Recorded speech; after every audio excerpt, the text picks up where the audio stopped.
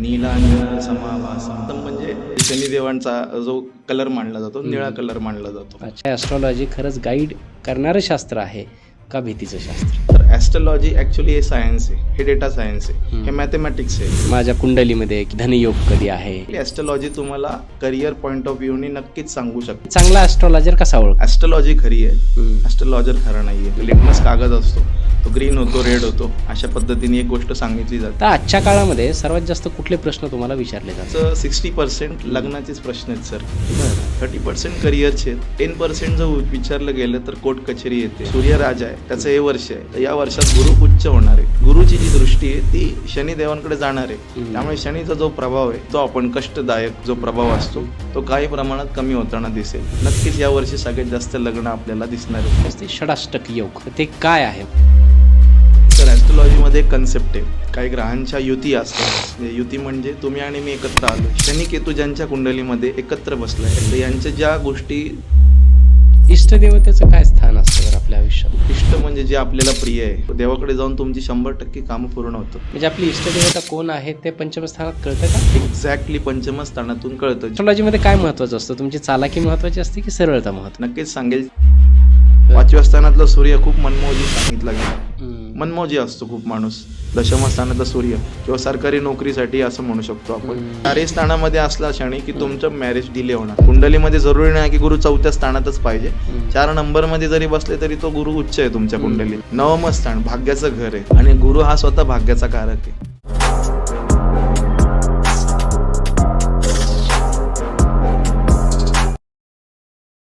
नमस्कार, मी डॉक्टर राज जाधव. महाराष्ट्राच्या सर्वात समृद्ध मंचावरती तुम्हा सर्वांचं पुन्हा एकदा खूप खूप खूप स्वागत आहे. आज आपल्या मंचावरती पुन्हा एकदा गुरुजी आशिष पाचरणे सर हे आपल्या मंचावरती आलेले आहेत. मागे आपण जेव्हा त्यांच्यासोबत पॉडकास्ट केला होता तर जेवढे काही मिथ्स आहेत ॲस्ट्रॉलॉजीबद्दल ते सगळे मिथ्स खोडून काढण्याचा त्यांनी प्रयत्न केला. म्हणजे तुमच्या मनात ॲस्ट्रॉलॉजीला घेऊन जे भ्रम, जे प्रश्न, जे गैरसमज येतात त्या सगळ्या प्रश्नाचं उत्तर देण्याचा त्यांनी यथावकाश प्रयत्न केला. तो पॉडकास्ट सर्वांच्या पसंतीस पडला.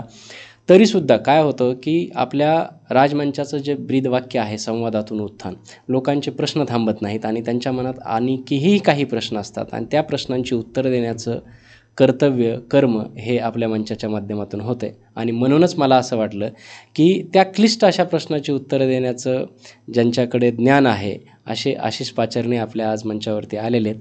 आणि पुन्हा एकदा एक असा अनोखा ॲस्ट्रॉलॉजी पॉडकास्ट तुम्हाला बघायला मिळणार आहे. शेवटपर्यंत थांबा. आणि मला असं वाटतं की या पॉडकास्टच्या शेवटी स्वतःची कुंडली कशी बघायची हे थोडक्यात तुम्हालासुद्धा कळून जाणार आहे. त्याच्यामुळे हा पॉडकास्ट शेवटपर्यंत बघा.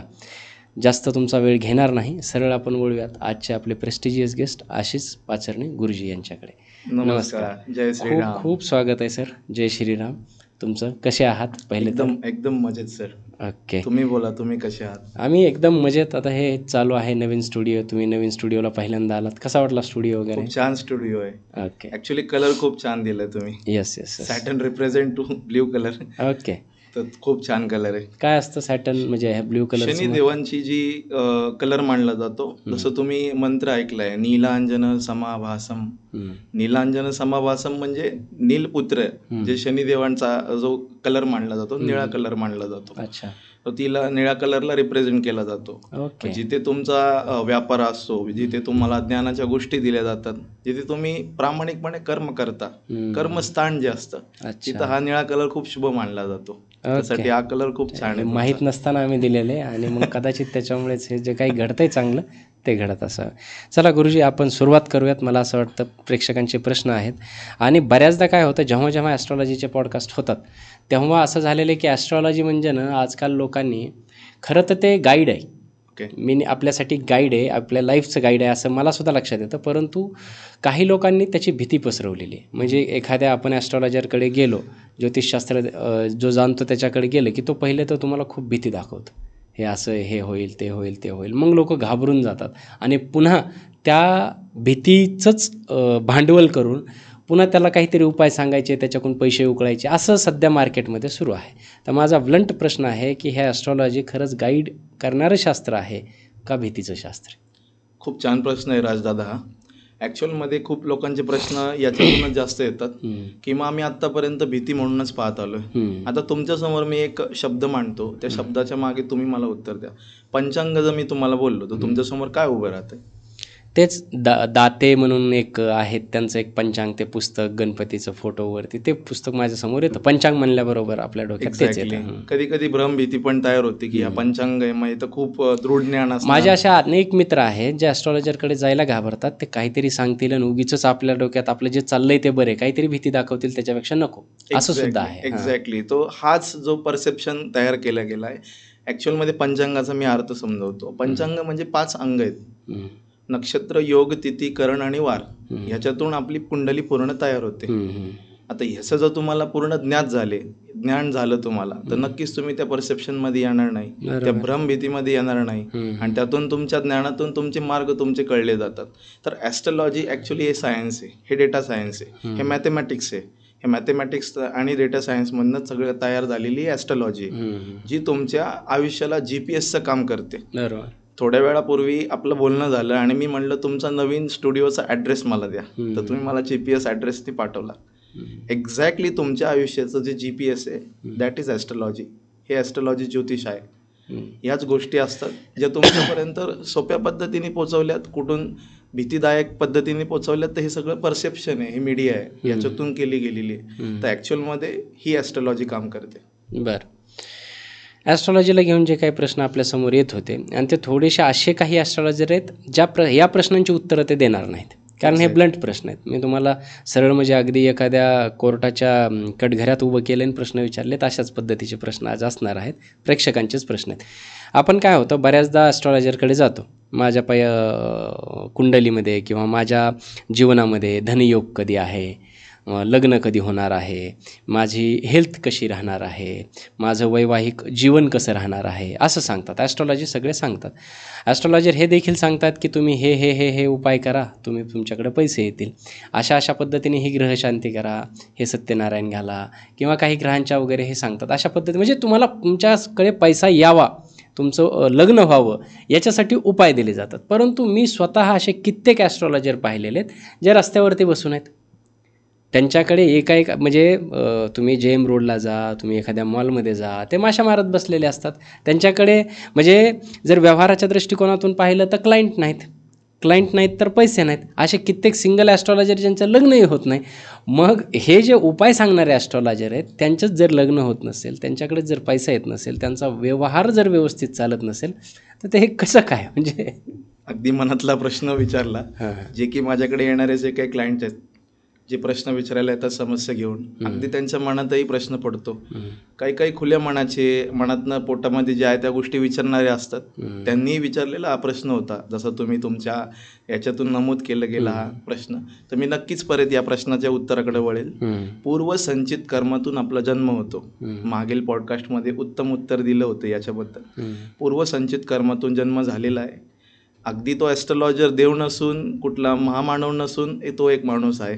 पहिलं तर हा त्याचं उत्तर आहे. त्याच्यातून त्याची कुंडली बनली गेलेली आहे. फक्त त्यांनी त्याच्या कुंडलीचा अभ्यास करून त्यांनी डायरेक्शन दिलेली आहे त्याच्या आयुष्याला, आणि त्या डायरेक्शन मधून त्यांनी त्या अभ्यासातून डिकोडिंग करून त्याची लँग्वेज आहे ॲस्ट्रॉलॉजीची तुमच्यापर्यंत पोहोचवण्याचं त्यांनी काम केलेलं आहे. आणि त्याच ग्रहांच्या अभ्यासातून त्यांनी खूप साऱ्या कुंडल्या पाहिल्या, जीवन पाहिले, जगणं पाहिले, लोकांचं प्रश्न पाहून त्याची उत्तरं पण पाहिलेली आहेत. तर याच्यातून ती कुंडली बनून ते उत्तर दिलं गेलेलं आहे की नक्कीच तुम्ही श्रीमंत होताल का, श्रीमंत होण्याची योग आहेत का, नाही योग आहेत तर तुम्ही किती तुमचं आपटापट केली कष्टाची, तरी तुम्ही तिथेच राहणार जितकं तुम्ही घेऊन आलाय, जितकं तुम्हाला बनायचंय.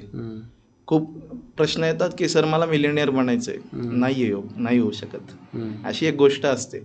सर किती कुंडल्या पाहतो, सगळ्या कुंडल्या लग्नासाठी बनलेल्या नाहीयेत. हा सोसायटी, हा समाज आपल्याला परावृत्त करतो, आणि त्यातून काहींचं लग्न ठरलं जातं आणि ते 1.5-2 वर्षामध्ये त्याचा डिवोर्सही होतो. किंवा काही मृत्यूतुल्य यातनामधून काही मनाची स्थिती बरोबर नसेल तर आत्महत्येचा विचार मनामध्ये येऊन त्याही गोष्टी तितक्याच घडलेल्या आहेत. तर नक्कीच मी सांगेल, कुंडलीमध्ये या सगळ्या गोष्टी दिसतात, त्यातून डिकोड केलं जातं. आणि ज्योतिष हा एक माणूस आहे, त्याची कुंडली बनली गेलेली आहे, त्याचाही पूर्वसंचित कर्मातून जन्म झालेला आहे, आणि देवाने त्याला हे कार्य तुमच्यापर्यंत पोहोचवण्यासाठी दिलेलं आहे. माझ्याकडे एक पॉडकास्ट झाला होता पूर्वी, कुंडली पाहून करिअर निवडा. म्हणजे तुम्ही तुमची कुंडली पहा आणि त्याच्यामध्ये जे काही ग्रहमानाचे योग असतील तुमच्या कुंडलीमध्ये ते करिअर निवडा. म्हणजे कुठलाच माणूस टाकाऊ नसतो, त्याला फक्त त्याने फील्ड चुकीची निवडली असते अशा पद्धतीने त्यांनी मला सांगितलं होतं. सो एखादा जो ज्योतिष आहे त्याला जर त्या ज्योतिषशास्त्रातच यश नसेल तर ते स्वतःची कुंडली बघून थोडं करिअर शिफ्ट वगैरे करू शकत नाही का मग? Exactly sir. आता मी किती जणांना सांगेल, प्रत्येकजण एक ट्रेंडवर चालतं, प्रत्येकजण कम्पॅरिझनवर चालतंय की यांनी IT मध्ये इतकं करिअर केलं, याने मेकॅनिकल फील्डमध्ये इतकं केलं तर मी मेकॅनिकल फील्डकडे जाऊया का? तर नक्कीच मी म्हणेल प्रवाहाच्या दिशेने जे वाहत चाललेत त्याच्याकडे टर्न करून तुम्हाला ॲस्ट्रॉलॉजी एक्झॅक्टली पॉईंट सांगते की तुम्ही कोणतं करिअर निवडायला हवं, कोणत्या करिअरमध्ये तुम्हाला जास्त रस येईल आणि स्वतः इंटरेस्टने काम करताल, तुमच्या आवडीचं काम काय. एक्झॅक्टली तुम्ही आला टेक्निकल फील्डमध्ये काम करायला, पण तुमच्या कुंडलीमध्ये पॉलिटिशियनचे काही प्रमाणामध्ये पुढे जाऊन योग लिहिलेले आहेत, तुमच्यामध्ये बोलण्याचं कुशल नेतृत्व आहे, कर्तृत्ववान आहात तुम्ही, मग तुम्ही त्या फील्डलाही जाऊ शकता. तुम्ही नक्कीच ज्योतिषी होऊ शकता. ज्योतिषीचे काही योग असतात कुंडलीमध्ये. सांगितलं जातं की गुप्त ज्ञान कुठून मिळेल, अशा काही कुंडलीमध्ये जागा आहेत, त्या आपण आता येणाऱ्या याच्या वेळामध्ये डिस्कस करणार आहोत. पण सांगितलं जातं की एक्झॅक्टली तुम्हाला दिशा दाखवण्याचं काम मगाशी मी बोललो GPS करतं. एक्झॅक्टली ॲस्ट्रॉलॉजी तुम्हाला करिअर पॉईंट ऑफ व्ह्यूनी नक्कीच सांगू शकतं, जर तो समोरचा ॲस्ट्रॉलॉजर खरा असेल तर. अशी 1-2 उदाहरणं देऊ शकतो आपण की नक्कीच. समजा एखाद्या मुलगा आहे 12वी पास झालेला आहे आणि त्याला कन्फ्युजन असतं बऱ्याचदा. काय होतं की 10वी पास झाल्याच्यानंतर 10वी पास झाल्याच्यानंतर सायन्स घेऊ, आर्ट्स घेऊ, कॉमर्स घेऊ की काहीतरी एक इंजिनिअरिंग, काही डिप्लोमा, काही ITI की अशा पद्धतीने काहीतरी करू, असं त्याच्यासमोर फार प्रश्न असतात. मग करिअर गायडन्सचे खूप मोठे मेळावे, खूप मोठे असे वर्कशॉप्स वगैरे भरतात. अशा याच्यामध्ये ॲस्ट्रॉलॉजरचा रोल खूप महत्त्वाचा, जर हे खरं आहे तर. म्हणजे एखाद्याची कुंडली बघून तो कुठल्या क्षेत्रामध्ये यशस्वी होण्याचे जास्त चान्सेस आहे हे जर आधी कळलं तर त्या क्षेत्रामध्ये जाईल आणि सक्सेस होण्याचे चान्सेस वाढतील. बरोबरच. असं समजा की एखाद्याच्या कुंडलीमध्ये डॉक्टर होण्याचे योग कुठे दिसतात? खूप छान प्रश्न आहे सर. मी याचं उदाहरण द्यायचं म्हणून एक उदाहरण म्हणून नाव सांगेल. सगळ्यांचा आवडता खेळाडू महेंद्रसिंग धोनी, सगळ्यांनी त्याचा पिक्चर पाहिलाच असेल. त्याच्यामध्ये त्याचे वडील खूप फोर्सफुली त्याला सांगतात की तू तिकीट कंडक्टर व्हायचं आहे, रेल्वेचं तिकीट कंडक्टर व्हायचं आहे, सरकारी नोकरी प्राप्त करायची, त्याच्यामध्ये तू काम करायचं आहे आणि ते काम केल्यानंतर तुझं सगळं काही व्यवस्थित सगळं चालणार आहे, हे त्याच्यावर बिंबवलं गेलं. सांगितलं गेलं की तू समजा आता कुठल्या मुलाचं कुंडली आली तर त्याला सांगितलं जातं घरामध्ये IT क्षेत्रातच काम करायचं आहे, पण तो उत्तम खेळाडू होऊ शकतो, उत्तम नेता होऊ शकतो. तर नक्कीच या गोष्टी कुंडलीमध्ये असलेल्या काही स्थानातून, काही ग्रहांच्या दिशेतून ती दिशा तुम्हाला दाखवू शकतो. नक्कीच 100% काम याच्यामध्ये केलं जातं. याचा अर्थ असा नाही की कोणत्या वेबिनारला जाऊ नये, कोणत्या गोष्टीकडे जाऊ नये. नक्कीच मार्गदर्शन घ्यावं, पण कुंडलीचं मार्गदर्शन एक्झॅक्टली तुम्हाला राईट लोकेशनला पोहोचवतं. ओके. या गोष्टी त्यातनं सांगितल्या जातात. पण ते पण खरा ॲस्ट्रॉलॉजर असेल तर.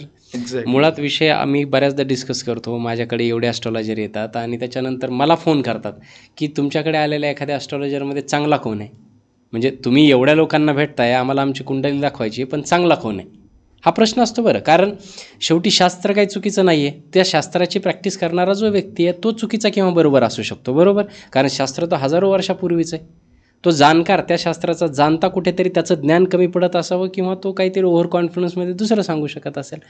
तर आता आपण हा प्रश्न पण फार महत्त्वाचा आहे की चांगला ॲस्ट्रॉलॉजर कसा ओळखायचा. म्हणजे गल्लोगल्ली बसलेले आहेत आज. ऑनलाईन तर तुम्ही ऑनलाईन हे करा, कन्सल्टेशन घ्या वगैरे, असं खूप आहे. पण सगळ्यांच्या समोर जो प्रश्न येतो ना, तो चांगला ॲस्ट्रॉलॉजर कसा ओळखायचा. एक्झॅक्टली. खूप छान प्रश्न आहे सर. खूप प्रश्न येतात आणि दिशा भरकटली जातात. काही लोक असेही बसलेले आहेत ज्यांना आपली पोट भरायची विद्या आहे, त्यातून ते त्या गोष्टी सांगितल्या जातात. मग खरं निघतं पुढे जाऊन की खोटं निघतं, त्यातून मग परत भ्रमभीती तयार होते. मग ॲस्ट्रॉलॉजी ही खोटीच आहे असं सगळ्यांना ठरलं गेलंय. ॲस्ट्रॉलॉजी खरी आहे, ॲस्ट्रॉलॉजर खरा नाही आहे, अशी एक गोष्ट मी या ठिकाणी सांगेल. ॲस्ट्रॉलॉजीला तुम्ही खोटं म्हणूच शकत नाही. तुम्ही नक्की त्याला जाणून घ्या.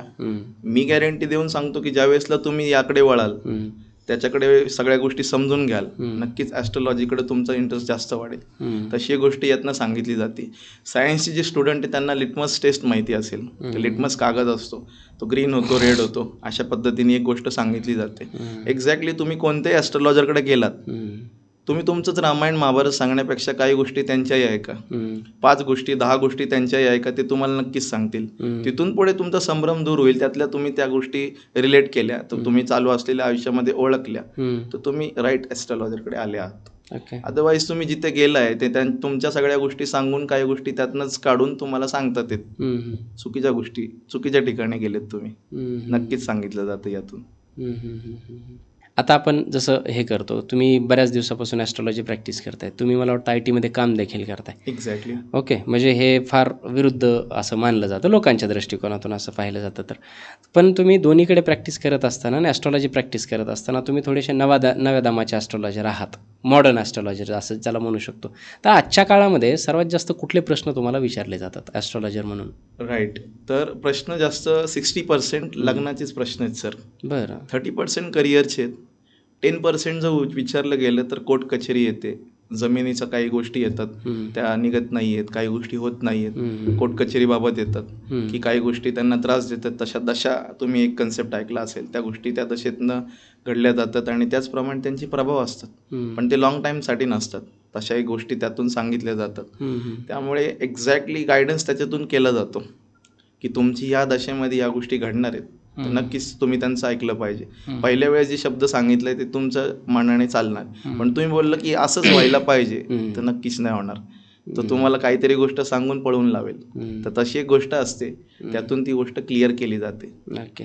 तरी असे एकदम ऑड प्रश्न म्हणू शकतो ज्याच्यावर आपण हसावं, याला हसावं की रडावं कळेना, असा एखादा प्रश्न तुमच्याकडे घेऊन आलाय एखादा व्यक्ती? खूप इंटरेस्टेड प्रश्न सर माझ्याकडे आला होता, ज्यातून तो सांगत होता की एक्झॅक्टली खऱ्या गोष्टी ज्या होत्या की मी त्यांना तेच सांगत होतो. एक कपल आलं होतं माझ्याकडे आणि त्याचे मल्टिपल पार्टनर, त्या मुलाचे मल्टिपल मुलींबरोबर रिलेशन्स होते पहिले.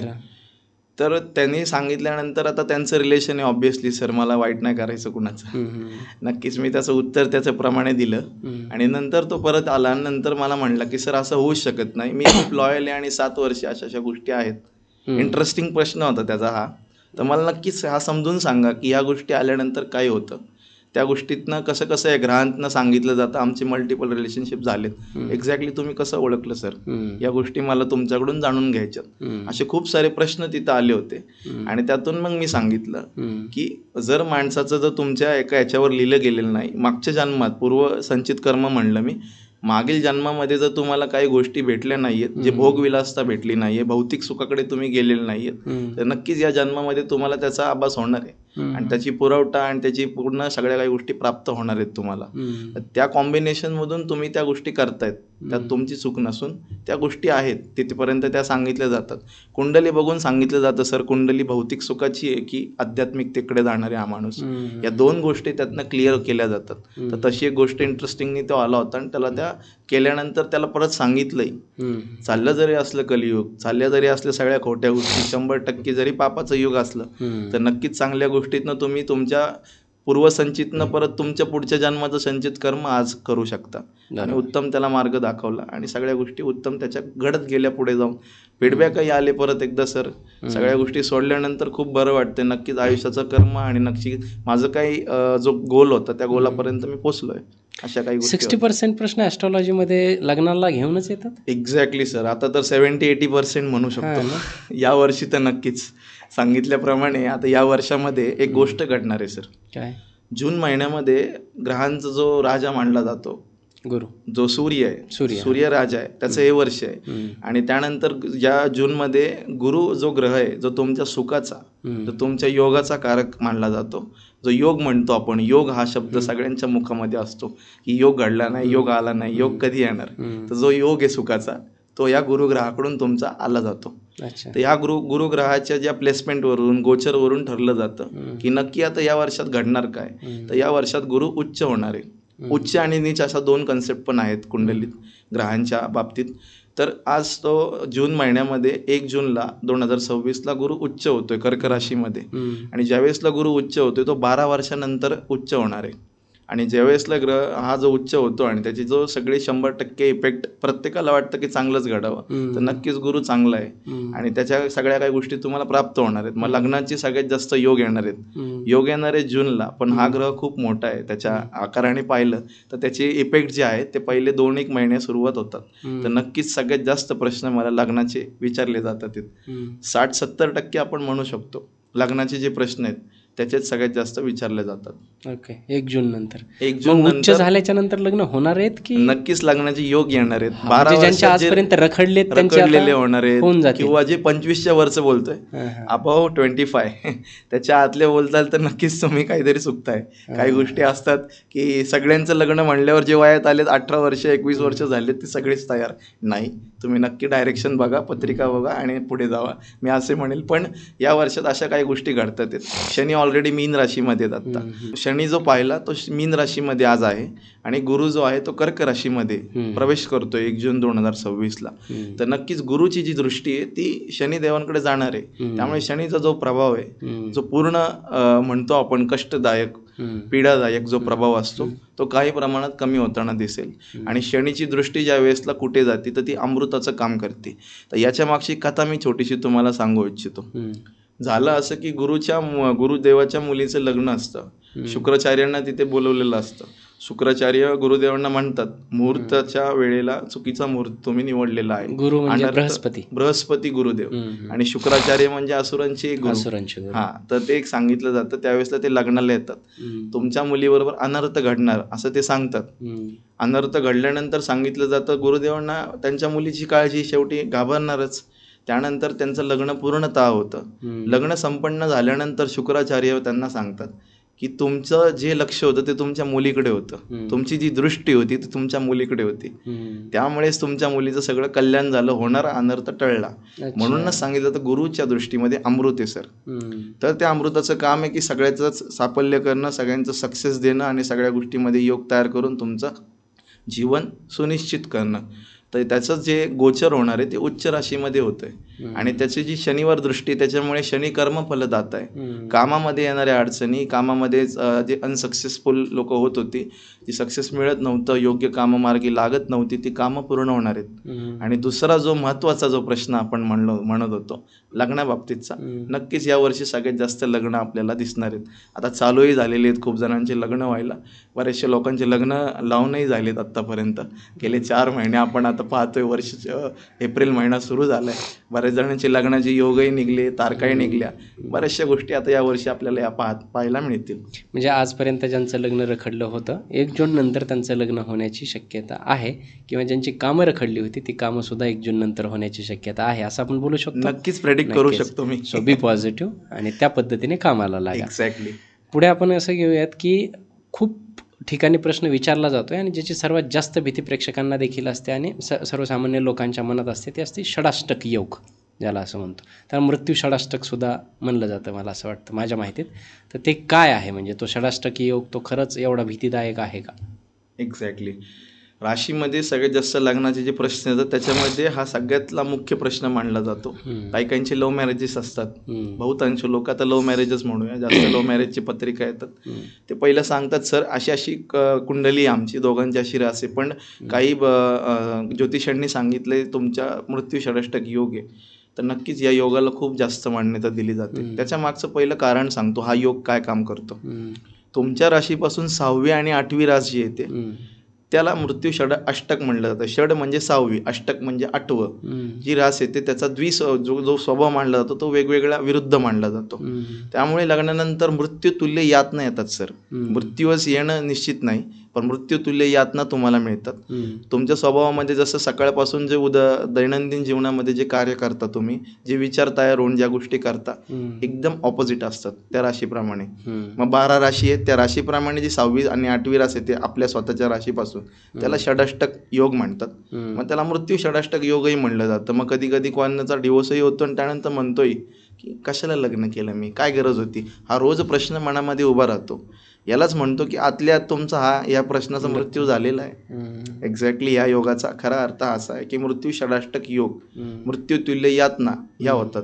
संसारामध्ये. मेलेलं बरं. येस, असं जेव्हा वाटतं त्याला मृत्यू षडाष्टक. Exactly sir. त्यामुळे हा षडाष्टक योग याचा अर्थ असा आहे, तो खूप जणांचे प्रश्न होते आणि सारखे प्रश्न याच्यावरच यायचे, षडाष्टक योगीचा षडाष्टक योग आहे. त्याचं उत्तर आजच्या प्रमाणात आपण दिलंय. बरं. तर ॲस्ट्रॉलॉजीच्या दृष्टिकोनातून आपण आजच्या काही प्रश्नाची उत्तरं घेण्याचा प्रयत्न करतो. त्यात पहिल्या काळामध्ये कसं असायचं माहिती आहे, आजकाल कोणीच कोणाविषयीनं चांगलं चिंतित नाही. मला तुमचं चांगलं व्हावं असं वाटत नाही, तुम्हाला माझं चांगलं व्हावं असं वाटत नाही, असे खूप लोक आहेत आजूबाजूला. एखाद्याचं जर चांगलं झालं तर त्याच्याविषयी माणसाच्या मनात घृणा तयार होते, लगेच जेलसी तयार होते, मनातून काही वाईट निघतं. एखादा व्यक्ती माझ्यासोबत वाईट वागला की मी त्याच्या तोंडावर फक्त हाय व्यवस्थित बोलतो, पण माझ्या मनातून त्याच्याविषयी खूप घाण निघते. म्हणजे थोडक्यात पहिल्या काळामध्ये जसा श्राप दिला जायचा तसा आज प्रत्येकजण एकमेकांविषयी वाईट बोलतात. तर श्राप आजसुद्धा म्हणजे माझ्या वाईट बोलण्याचा तुम्हाला काही फरक, म्हणजे कावळ्याच्या शापाने गाय मरत नाही असं म्हणलं जातं, पण आज एक माणूस दुसऱ्या माणसाबद्दल जेव्हा वाईट बोलतो, वाईट चिंतितो, ह्याला श्राप म्हणलं जातं ना. सो हे श्राप आजच्या काळात सुद्धा लागू होतात का? नक्कीच सर. ॲस्ट्रॉलॉजीमध्ये एक कन्सेप्ट आहे, काही ग्रहांच्या युती असतात. युती म्हणजे तुम्ही आणि मी एकत्र आलो तर आपल्या दोघांची जी ताकद बनते, आपल्या दोघांचा जो स्वभाव गुण बनतो, त्यातनं आपण समोरच्याला रिझल्ट देणार आहे. एक्झॅक्टली ग्रहांबाबतीत सोबत आहे. ग्रहांची काही 2 कॉम्बिनेशन मी सांगतो तुम्हाला, जी युती म्हणतो आपण त्याला. त्या युतीवरनं सांगितलं तर आजही लोकांचे शाप लागतात. त्या लोकांचे चांगलं बोललं तर चांगलंही लागणार आहे तुम्हाला आणि वाईट बोललं तर वाईटही होणार आहे. शनी केतू ज्यांच्या कुंडलीमध्ये एकत्र बसलाय, एका याच्या घरामध्ये बसलाय, कुठल्याही त्याच्या स्वतःच्या राशीमध्ये बसलेत, राशी परिवर्तन 12 घरापैकी कुठल्याही घरामध्ये शनी केतू जर एकत्र बसलाय तर यांच्या ज्या गोष्टी त्यांना त्रास झाल्यात अंतःकरणात, त्या गोष्टी त्या बोलून नाही दाखवत, एक्सप्रेस नाही करत आहेत, पण त्या गोष्टी त्यांनी मनात ठेवल्यात. मी बोललो यत पिंडी तत् ब्रह्मांडी, अध्यात्मामध्ये सांगितलं जातं. मनामध्ये जे युनिव्हर्स आहे ते त्या युनिव्हर्सशी कनेक्टेड आहे. युनिव्हर्स तुमचं ऐकतं आणि नक्कीच त्यांनी मनात न दिलेल्या काही गोष्टी आहेत किंवा मुखात न दिलेल्या गोष्टी त्या तुमच्या बाधतात आणि त्या तुम्हाला लागतातही. अशी एक शनी केतूची युती आहे आणि बहुतांश लोक वाईट बोलत नाही. ही लोक अशी असतात, जास्त कोणाला वाईट बोलत नाही आणि जर बोलले तर त्या 100% तुम्हाला लागणार, त्या तुम्हाला बाधणार. आणि गुरुकेतू म्हणून एक युती आहे, गुरुकेतूची जी युती आहे त्यातून ज्या गोष्टी चांगल्या बोलल्या जातात, एकदम देवाचा आशीर्वाद डायरेक्टली असं आपण म्हणू, तसं एक त्यांच्या बोलण्यामध्ये त्या गोष्टी एक अमृत असतं. त्या गोष्टी 100% तुमच्या कामी येतात. आता जरुरी नाही की घरी जाऊन त्या गोष्टी पाळणार आणि तुम्ही मुद्दामून बोलत चाल, असं नाही. ज्यावेळेसला तो पॉईंट ऑफ व्ह्यूनी तुम्ही बोलणार आहे, जो पॉईंट येणार आहे मनातनं, ज्या गोष्टी येणार अंतःकरणापासून इमोशन्सनी, तेव्हा त्या गोष्टी नक्कीच लागणार. अशा 2 युत्या आपल्याला कुंडलीमध्ये पाहायला मिळतात. इष्टदेवतेचं काय स्थान असतं बरं आपल्या आयुष्यात? कुंडलीमध्ये कुंडलीच्या संदर्भातून आपण इष्टदेवता सांगू. इष्ट म्हणजे जे आपल्याला प्रिय आहे, ती जी गोष्ट आहे, जी देवता आहे, त्यातून आपल्या देवाकडे जाऊन तुमची 100% कामं पूर्ण होतात. असं एक स्थान असतं कुंडलीमध्ये. पंचम स्थान इष्टदेवतेचं मानलं जातं. त्या पंचम स्थानात जी राशी आली किंवा जो ग्रह बसलाय, त्या ग्रहाच्या देवताचं तुम्ही जर पूजन केलं, तो तुमच्या इष्टदेवता आहे. तो तुमच्या नक्की इच्छेचं सगळं निवारण करणार. तुमच्या सर्व इच्छा तो तिथून पूर्ण होतात, असं सगळ्यात जास्त सांगितलं जातं. असं पंचम स्थान असतं जे आपल्या पूर्वजन्माला पण दर्शवलं जातं, पास्ट लाईफला दर्शवलं जातं. तर नक्कीच त्या इष्टदेवतेचं स्थानही असं असतं की तिथून तुमच्या ज्या काही इच्छा रखडल्या आहेत, तुमच्या ज्या गोष्टी पूर्ण होत नाही आहे, कामामध्ये अडथळे येत आहे, तुम्ही त्यांची आराधना उपासना करून त्या गोष्टी प्राप्त करू शकता. म्हणजे आपली इष्टदेवता कोण आहे ते पंचमस्थानात कळतं का? एक्झॅक्टली पंचमस्थानातून कळतं. जी राशी कसं कळतं, म्हणजे एखादं उदाहरण देऊन सांगतो. पंचमस्थानात बुध ग्रह बसलाय, कोणाचा जन्म झाला आणि 5व्या स्थानामध्ये बुध फिरता तो तिथे येऊन 5व्या स्थानापर्यंत आलेला आहे. कुंडलीमध्ये 5व्या स्थानात बुध ग्रह आहे. तर त्या बुध ग्रहाचा जो अधिपती मानला तो श्री विष्णू आपण म्हणू, आणि गणपती बाप्पा जो बुद्धीचा देवता आहे, 64 कलांचा अधिपती ज्याला मानला जातो, तर ती तुमची इष्ट देवता झाली. त्याची उपासना केली, त्याची आराधना केली, त्याच्या सगळ्या काही गोष्टी केल्यात, तर त्या तुम्हाला प्राप्त होतात. तुम्हाला क्लॅरिटी जी तिथनं मिळणार आहे ते त्या देवतेच्या आराधनेतून मिळणार आहे. म्हणजे 5व्या स्थानात जो तुमचा ग्रह बसलेला असेल, त्याचा जो अधिपती असेल, तो तुमचा इष्टदेव असू शकतो. एक्झॅक्टली, असंच. नक्कीच. ॲस्ट्रॉलॉजीमध्ये ॲस्ट्रॉलॉजर आहेत ना, त्यांना खूप असं ना प्रेझन्स ऑफ माइंड असलं फार गरजेचं असतं. त्यांच्याकडे एक चालाकी असणं फार गरजेचं असतं. म्हणजे मला एखाद्याबद्दल एखादी गोष्ट कळली, ती निगेटिव्ह कळली समजा, तर मला ते त्या चालाकीने त्याला ते सांगावे लागते व्यवस्थित, आणि चांगलं जरी कळलं तर ते खूप उद्बोधक पद्धतीने त्याच्यापर्यंत ते गेलं नाही पाहिजे. म्हणजे ॲस्ट्रॉलॉजर चालाक असावा लागतो, म्हणजे बोलण्यात तो पटाईत असावा लागतो, त्याच्याकडे थोडीशी चालाकी असावं लागते. स्ट्रेट फॉरवर्ड असला तर मला असं वाटतं की थोडीशी भीती पण निर्माण होईल, आणि तो समोरचा जो आहे तो मला असं वाटतं की हवेत सुद्धा निघून जाऊ शकतो.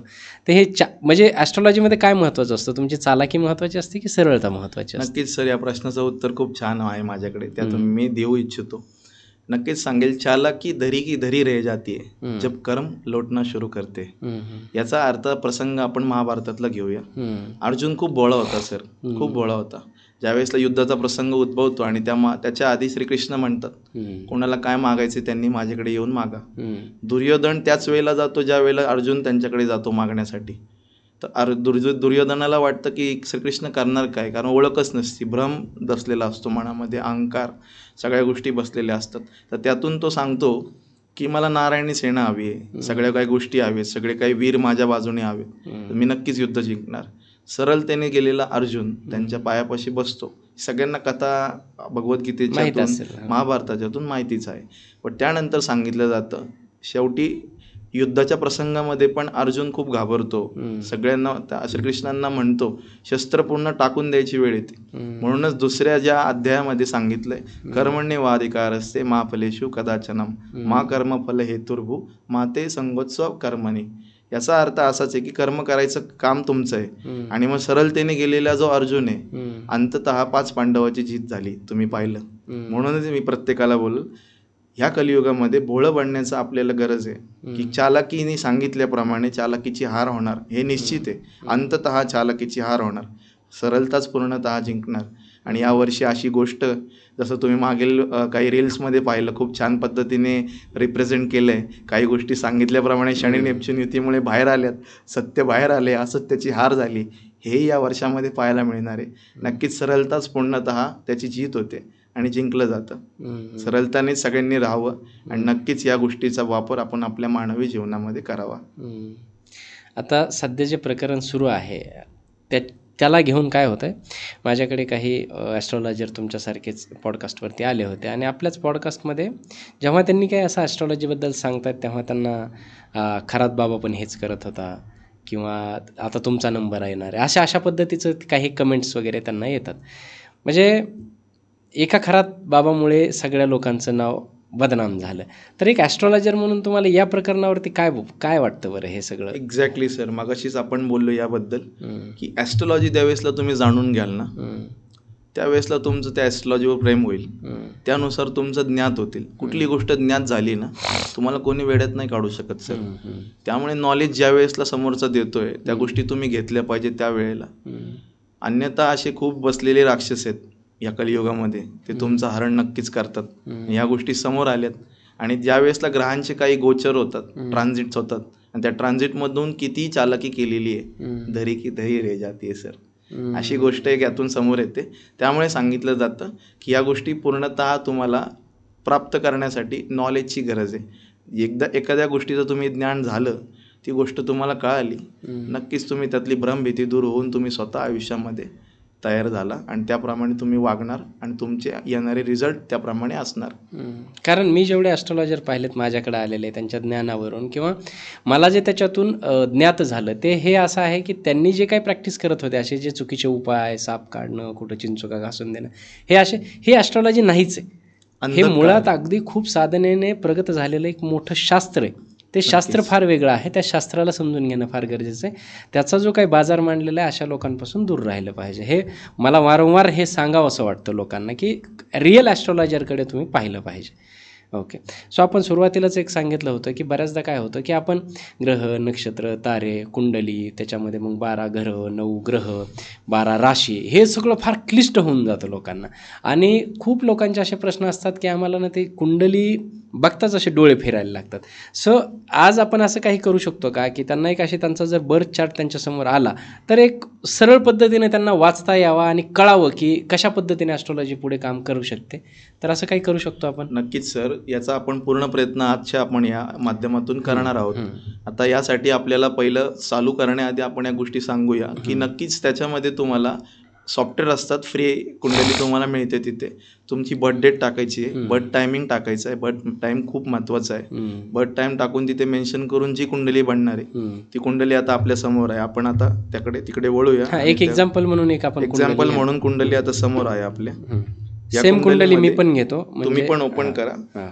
तसं आपण सगळ्या ऑडियन्सला सांगूया की अशा गोष्टी कुंडलीमध्ये. आता ही जी कुंडली गुरुजी सांगतात तीच कुंडली माझ्यासमोर आहे, तीच तुम्हाला स्क्रीनवर दिसते. आणि मग आपण त्याचं विवेचन बघूयात गुरुजी काय करतात ते, त्याच्यातून कुंडली किती पाहणं सोपं असतं हे आपल्याला लक्षात येईल. ओके गुरुजी, ठीक आहे. कुंडलीमध्ये सर्वप्रथम 3 एलिमेंटवर कुंडली बनते. 12 राशी, 9 ग्रह आणि त्या 12 राशींचं जे 12 घरं येणार आहेत ती 12 घरं या कुंडलीमध्ये मांडली जातात. तर पहिले तर सांगूया राशी म्हणजे काय. लोकेशन आहेत, लोकेशन्स आहेत. जसं पुण्यामध्ये मी राहतोय तर मला जायचंय कोथरूडला, तर ते कोथरूड एरिया नावाने सांगितलेले. तशा या वरती जे युनिवर्स आहे त्याचे जे 12 भाग केले गेले ते ह्या 12 राशी आहेत. त्यानंतर आले 9 ग्रह. 9 ग्रहांमध्ये मग सूर्यापासून मग सगळ्यांच्या आवडतीचा ग्रह आपण म्हणू राहू केतू, यालाही आपण यात ॲड करतोय. 9 ग्रह जे असतात मग त्यात आला सूर्य, मंगळ, शनी, शुक्र, बुध, गुरु आणि राहू केतू आणि चंद्र. ह्या ज्या गोष्टी आहेत त्या सांगितल्या जातात. सूर्य आणि जे चंद्र आहे, जसं सायन्समध्ये सांगतात sun is a star, moon is a satellite, तर आपण ज्योतिषाच्या याच्यामध्ये सगळ्यांना ग्रहच संबोधलं गेलेलं आहे. तर हे अशी ग्रह आहेत. तर सांगितलं तर ही जी कुंडली आहे ना सर, यातून घड्याळाचे काटे जसे क्लॉकवाईज जातात तर कुंडलीचं जे आपण मोजायचंय ते अँटी क्लॉकवाईज मोजलं जातं. तुम्हाला आम्हाला समजण्यासाठी इथे पहिल्या स्थानामध्ये 1 लिहिलंय, ते पहिलं घर असणार, कुठे चेंज होणार नाही. त्यानंतर 2 नंबर जिथे लिहिलं ते दुसरं घर आहे कुंडलीचं. 3रं, 4थं, 5वं, 6वं असं करत करत 12 घरं आहेत कुंडलीतली. ही घरं फिक्स आहेत, ही घरं फिक्स राहणार आहेत. आता कन्फ्युजन तुम्हाला पुढे येईल की तुम्ही ज्यावेळेसला तुमची आता कुंडली ओपन केलेली असेल त्या कुंडलीमध्ये तुम्हाला दिसत असेल की पहिल्या घरात तर वेगळा नंबर आलाय, 9 नंबर आलाय, तर हे 9th हाऊस आहे का? एक्झॅक्टली नाही. सांगितल्याप्रमाणे पहिलं जे तुम्हाला समजवण्यासाठी हे पहिला नंबर पहिल्या घरात दिलाय, हे पहिलंच घर येणार. याच्यामध्ये कुठलाही राशी येऊ दे, नंबर येऊ दे, ते पहिलंच घर. एक्झॅक्टली घर तेच असणार. अँटी क्लॉकवाईज तुम्हाला मोजायचं आहे आणि जी काही घड्याळाची विरुद्ध दिशा असते तशी कुंडली तुम्हाला मोजायची, तशी घरं मोजायची, तशी एक घरं मांडली जातात. तर आता मागाशी आपण बोललो आणि मागच्या पॉडकास्टमध्ये सगळ्यात सुंदर जो भाग आहे मंगळाचं आपण उदाहरण घेऊया. मंगळ ग्रह इथे जो 1 नंबर लिहिला या पहिल्या घरात, 4थ्या घरात, 7व्या घरात, 8व्या घरात, 12व्या घरात मंगळ आला तर अभिनंदन, तुम्ही मांगलिक आहात नक्कीच असं मी म्हणेल. आणि या घरामध्ये जर मंगळाची पोझिशन आली तर मंगळ इथे सांगितलं जातं तुम्ही मांगलिक आहात. बरोबर. तर मंगळाचा हा जो प्रश्न होता तो तुम्हाला उत्तरा स्वरूपाने दिलेला आहे. तर असे पत्रिकेमध्ये स्थानं असतात, या स्थानातून सगळ्या काही गोष्टी ठरवल्या जातात. आता हे मंगळ बाबतीत झालं. आता आपण थोडंसं ग्रहांबाबतीत बोलूया की कोणत्या घरात कोणता ग्रह आला. तर समजा आता 9 ग्रह आहेत, त्या 9 ग्रहांबद्दल सूर्याचं जर आपण उदाहरण घेऊया. सूर्य जर पहिल्या घरामध्ये आला तर कालपुरुष कुंडलीप्रमाणे तो सूर्य पहिल्या घरात उच्च मानला जातो. मेष राशीमध्ये त्याचं घर आहे. एक्झॅक्टली, मेष राशीचं ते त्याचं घर आहे. असं प्रत्येक ग्रहाचं एक घर आहे प्रामुख्याने, तो त्याप्रमाणे स्वरूपाने रिझल्ट देतो. तर आपण पहिले जाणून घेऊया 12 घरांमध्ये काय काय गोष्टी दिलेल्या आहेत, रिप्रेझेंट केलेल्या आहेत. हे जे पहिलं घर आहे ते स्वतः तुम्ही आहेत, तुमचा स्वभाव आहे, तुमची लेवल ऑफ थिंकिंग आहे, व्यक्तिमत्व आहे, नेतृत्व करण्याची क्षमता असते तिथून दिसते, कॉन्फिडन्स तुमचा, सगळ्या काही गोष्टी पहिल्या स्थानातून तुम्हाला दिसतात. दुसरं स्थान घेऊया. दुसरं स्थान तुमची फॅमिली आहे, तुमचं धन आहे, जी वाणी आहे, परत जे पैसा आहे तो सगळं दुसऱ्या स्थानात. फूड हॅबिट आहेत, खाण्याच्या जे सवयी आहेत त्या तिथून दिसतात दुसऱ्या स्थानातून. तिसऱ्या स्थानाकडे वळालं तर तिसऱ्या स्थान जे आहे ते तुमच्या भावंडांचं आहे, लहान भावंडांचं आहे, पराक्रमाचं आहे, हार्डवर्कचं आहे, तिसरं स्थान मानलं जातं. 4थं स्थान सगळ्यांच्या आवडतीचं ऐश्वर्याचं, सुख समृद्धी, घर, गाडी, बंगला, पैसा, जो काय आहे स्थावर मालमत्ता. 4थं स्थान, आणि हे स्थान आईचं पण आहे, आपल्या मातृस्थान पण म्हणलं जातं. 4थं स्थान. 5व्या स्थानाकडे येऊया. 5वं स्थान जे आहे तुमचं एज्युकेशन आहे. तुमचं एज्युकेशनचा प्रश्न तिकडून त्या काही गोष्टीतनं मांडला जातो. एज्युकेशन 5वं स्थान आहे. तुमचं जे संतान प्राप्त होणार आहे लग्नानंतर ती 5वं स्थान आहे. पूर्वजन्म मगाशी आपण डिस्कस केलं, ते पूर्वजन्माचं स्थान 5वं आहे. इष्टदेवतेचं स्थान पण 5वंच असणार. 6व्या स्थानाकडे वळू. 6व्या स्थानाला खूप चुकीचं सांगितलं गेलंय आणि ते जरा भीतीदायकच आहे. रोग, रिपू, ऋण असं मानलं जातं. 6व्या स्थानावरनं रोग दिसतो. तुम्हाला रोग काय होणार, डायजेस्ट काय गोष्टी घडणार आहे तुम्हाला ते त्याच्यातून दिसणार. जे ऋण आहे ते तिथून कर्ज किती होणार, कर्जबाजारी जर होणार आहे ते तिथून दिसतं, काही गोष्टी तिथून क्लिअर होतात. आणि जे रिपू आहे, जे शत्रू आहे, शत्रू जो मांडला जातो तो 6व्या स्थानावरनं मांडलं जातं. आणि या स्थानाला जॉबचं पण घर म्हणलं गेलं, प्रोफेशन करिअरचं. त्यातलं जे जॉब करतो आपण तो जॉब आहे तो तिथनं सांगितलं जातो 6व्या स्थानातून. नक्कीच 7व्या स्थानाकडे वळू. सगळ्यांचं आवडतीचं स्थान लग्न स्थान. आणि मगाशी आपण 5वं स्थान बोललो ना, ते रिलेशनशिप आहे. बरोबर. बिफोर लाईफ जी आहे तुमची लग्नाआधीची, बिफोर मॅरेजची जी आपण म्हणतो बॅचलर लाईफ, त्याच्यामध्ये जे रिलेशनशिप बनणार आहेत ते 5व्या स्थानावरनं सांगितलं जातं.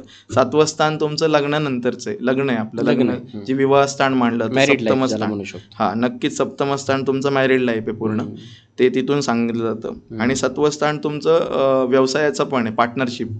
पार्टनरचं म्हणल्यावर ती पार्टनरशिप व्यवसायामध्ये पण आली, तर ते 7वं स्थान पार्टनरशिपचं पण आहे.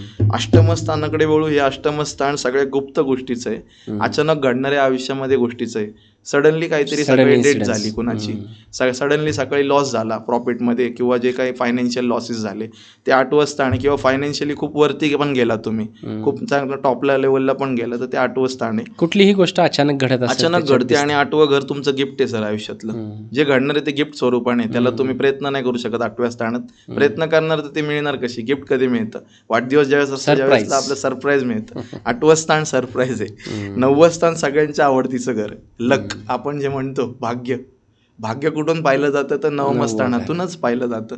9वं स्थान तुमच्या धर्माचं पण आहे.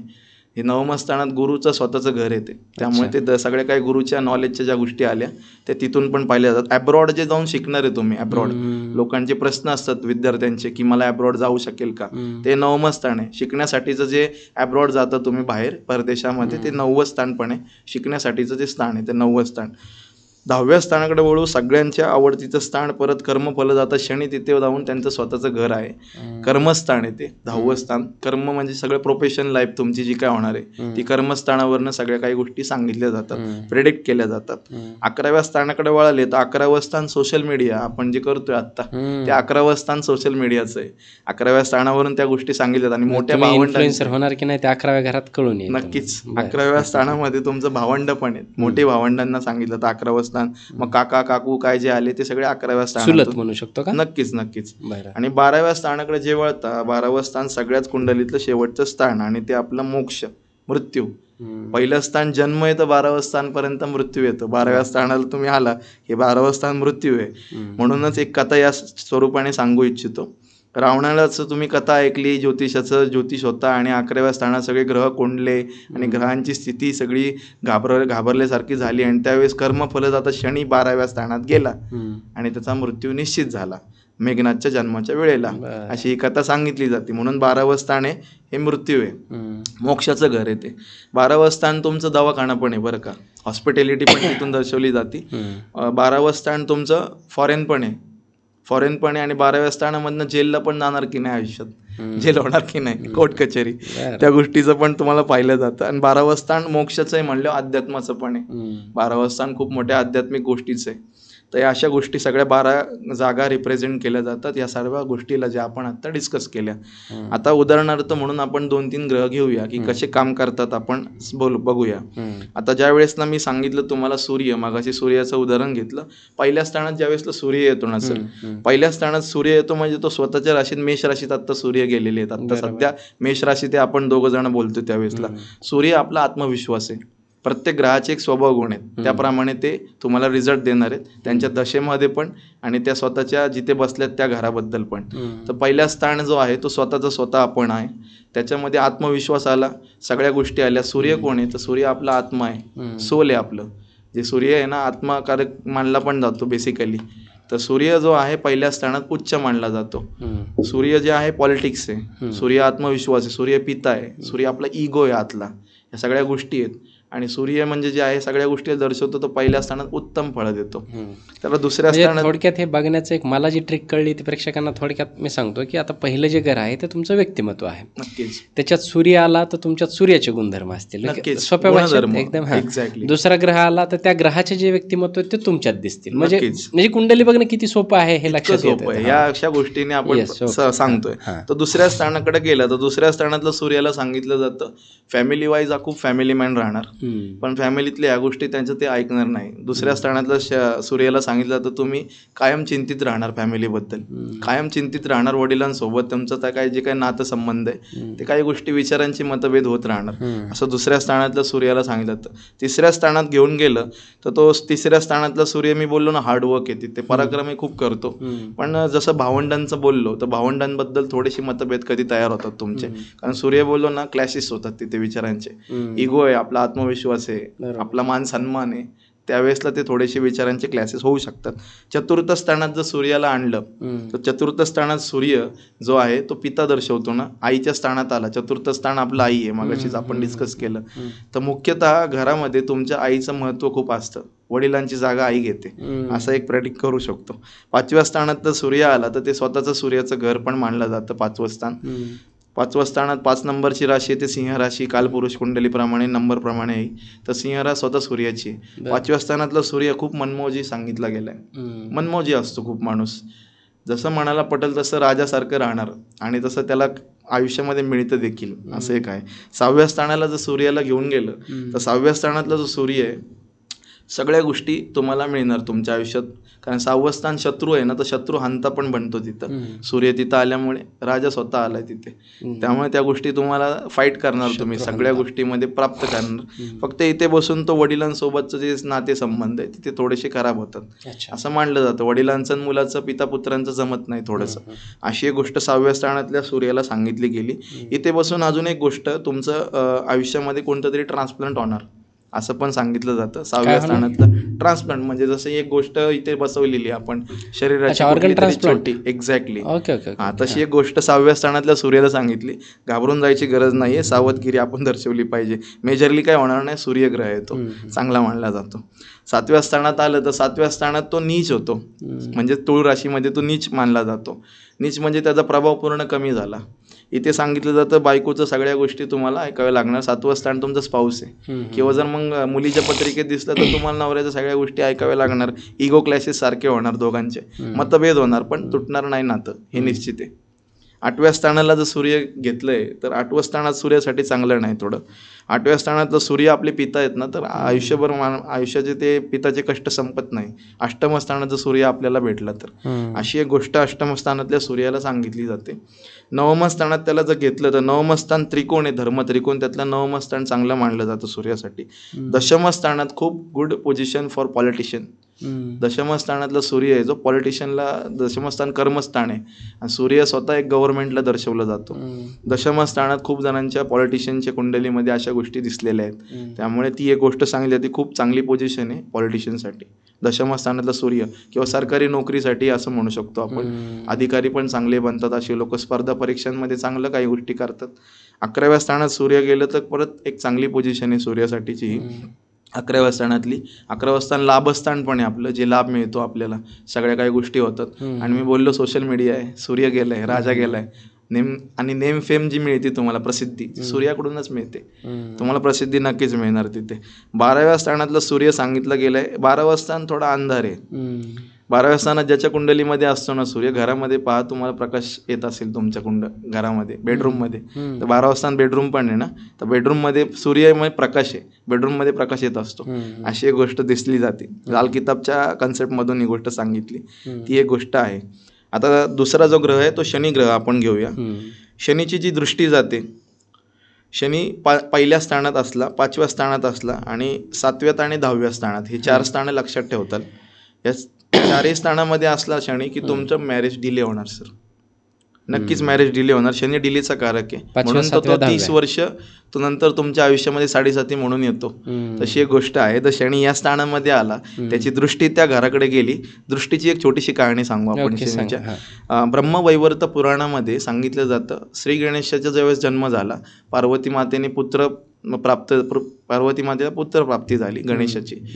सगळ्या देवांना आमंत्रित केलं गेलं, देवी देवतांना, की तुम्ही या पाहायला ज्यावेळेसला देवी देवता येतात, शनिदेव पण तिथे आलेले असतात.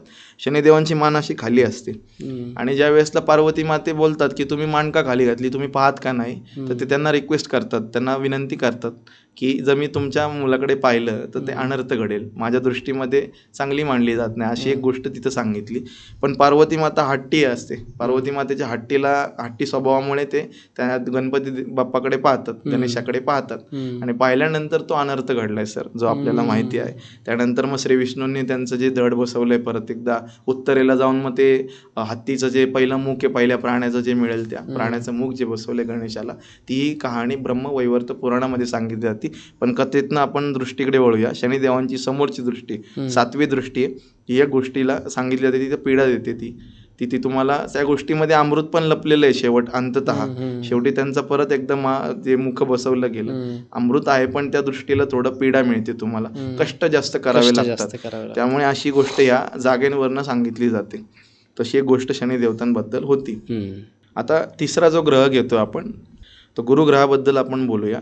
तर गुरुचं सांगितलं जातं, गुरुचं जे स्थान आहे, गुरु कोणत्या स्थानामध्ये उच्च होतो, तर मी मगाशीच बोललो की गुरु कर्क राशीत आता जाणार आहे या वर्षात.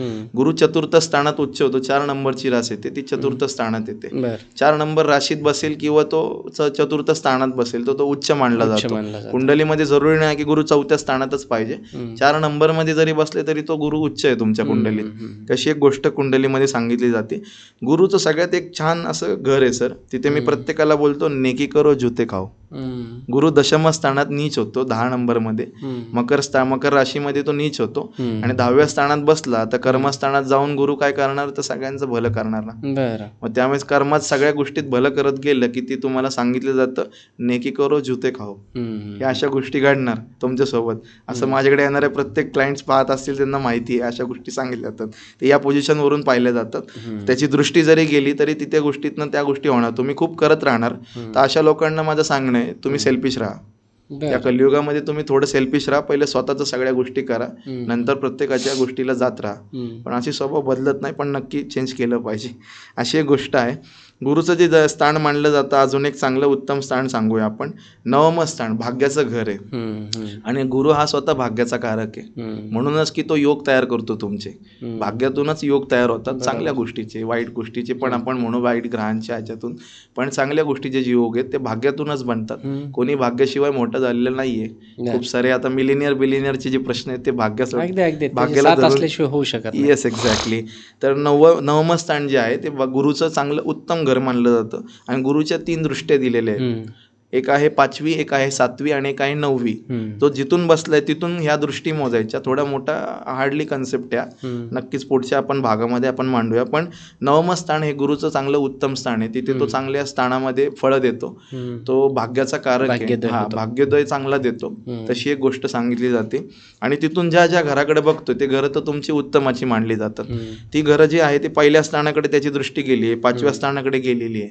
त्यामुळे जे पहिल्या स्थान आहे ते स्वतः आपण पर्सनॅलिटी आहे, स्वतःमध्ये प्रकाश खूप देतो आणि ज्ञानाचा प्रकाश जास्त येतो. अशा लोकांना वाचसिद्धी असते.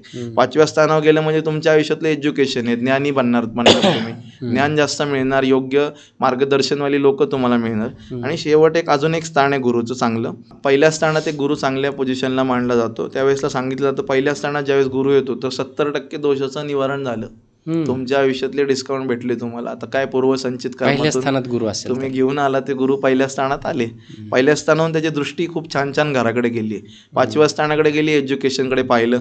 7व्या स्थानाकडे गेली, विवाहाकडे पाहिलं, जे तुमच्या आयुष्यातला मेन प्रश्न आहे. आणि 9वं स्थान गेलं म्हणजे भाग्याचं घर आहे, भाग्याशिवाय तुमची कामं बनत नाही. तशी एक गोष्ट आहे. तर हे पहिल्या स्थानातलं गुरुचं एक चांगलं स्थान मानलं जातं. हे सगळं गुरु बाबतीत होतं. तर गुरुच्या दृष्टीमध्ये अमृत आणि गुरु स्वतः एक चांगला ग्रह मानला जातो. त्या गोष्टी वाईज तुम्ही त्या गोष्टी कराव्या पण आयुष्यामध्ये, असं पण इथे सांगितलं जातं. गुरु तितका जेवढा चांगला आहे तितकं तुम्हाला तो शिकवतो पण. आणि प्रत्येक गोष्टी ज्ञानातून सांगितलं तर ज्ञानी बना आणि लोकांसाठी ते ज्ञान वापरा. कारण ज्ञानाचं कामच असतं दूर असलेल्या व्यक्तीला समोर आणणं, जवळ आणण्याचं काम ज्ञान करतं. ही गोष्ट आहे. खूप छान.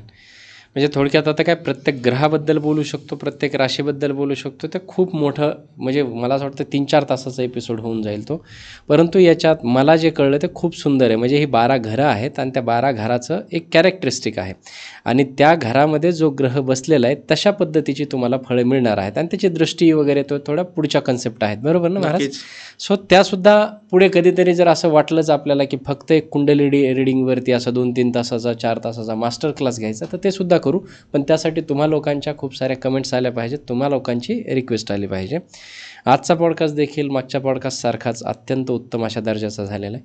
खूप छान. म्हणजे ज्या प्रश्नाचं उत्तर कुठल्याच ॲस्ट्रॉलॉजर देण्यासाठी टाळाटाळ करतील तेच प्रश्नाचे उत्तर गुरुजी खूप छान पद्धतीने आपल्याला देतात. ते मला खूप जास्त भावतं. गुरुजी कसं वाटलं तुम्हाला आज पुन्हा खूप एकदा छान या वाटलं. मंचावरती येऊन? नक्कीच मी म्हणेल इथे जाता जाता की ॲस्ट्रॉलॉजीकडे ज्या वेळेसला तुम्ही पाहताय, ॲस्ट्रॉलॉजी नक्कीच चुकीची नसेल. त्याच्याबद्दलची भ्रमभीती तुम्ही या आता ध्यानामार्फत तुम्ही काढू शकता मनातली. ॲस्ट्रॉलॉजर चुकीचा असू शकतो, ॲस्ट्रॉलॉजी कधीच चुकीची असू शकत नाही. नक्कीच या ठिकाणी मी सांगेल आणि व्यक्त व्हा. प्रत्येक मनातले प्रश्न तुम्ही मांडा, त्यातून काय अजून नवीन गोष्टी तुमच्यासमोर मांडता येईल. तुमच्या ज्ञानाचा, आयुष्यात ज्या ज्ञानाचा जो भाग आहे तो मी इथे मांडण्याचा प्रयत्न करेल. नक्कीच. जय श्रीराम. थँक्यू. तुम्हाला हा भाग कसा वाटला नक्कीच कमेंट करून कळवा. लाईक करत जा, शेअर करा, कारण तुम्ही एक शेअर केला पुढच्या व्यक्तीला जर नॉलेज मिळालं तर ते पुण्याचं काम आहे असं मला वाटतं.